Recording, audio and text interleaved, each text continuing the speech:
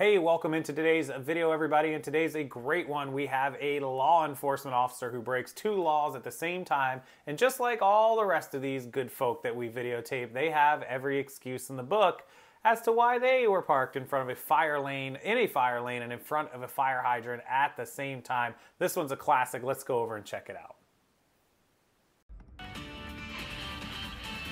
The Colorado Springs police officer at the center of an internal affairs investigation. This comes after Chief Investigative Reporter Eric Ross caught a sergeant on camera parked in a fire lane, blocking a hydrant for more than an hour. And Eric, you learned the officer could eventually face disciplinary action here.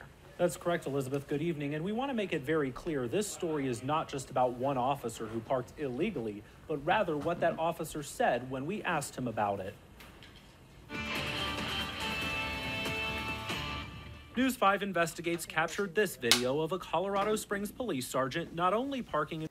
There you go. Perfect example of fire lane. Big giant sign right in front of him. He's a cop. He knows it. He's trained to look for that stuff. And the fire hydrant right in front as he pulled up that he had to see when he was stopping his vehicle to park. He knew what he was doing.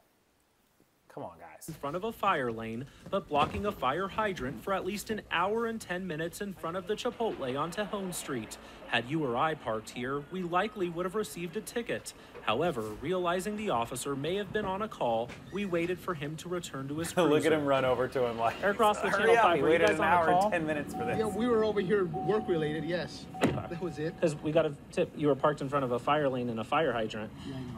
I'm aware of it. Look at the smug little smirk on his face when he goes, oh, yeah, we were over here work-related. Yeah, work-related, I bet. The sergeant did not tell us what type of work-related call he was on, so we continued pressing for answers. Are you allowed to park in front of a fire hydrant? It depends on the circumstances. Is that what you're asking? Yeah.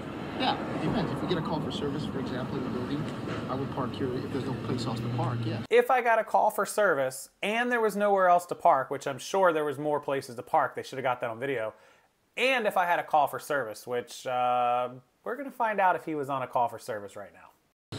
But there's just one problem. You see, this sergeant and his partner were not on a call. They were attending a luncheon at Jack Quinn's with fellow officers. We sent video and picture evidence to the Colorado Springs Police Department. A spokesperson confirmed the department opened an internal affairs investigation, but cannot comment further, citing the fact that this issue is, quote, a personnel matter.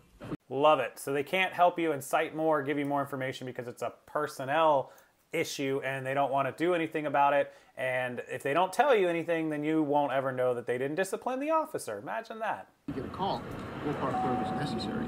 Even if that call turns out to be a call for lunch.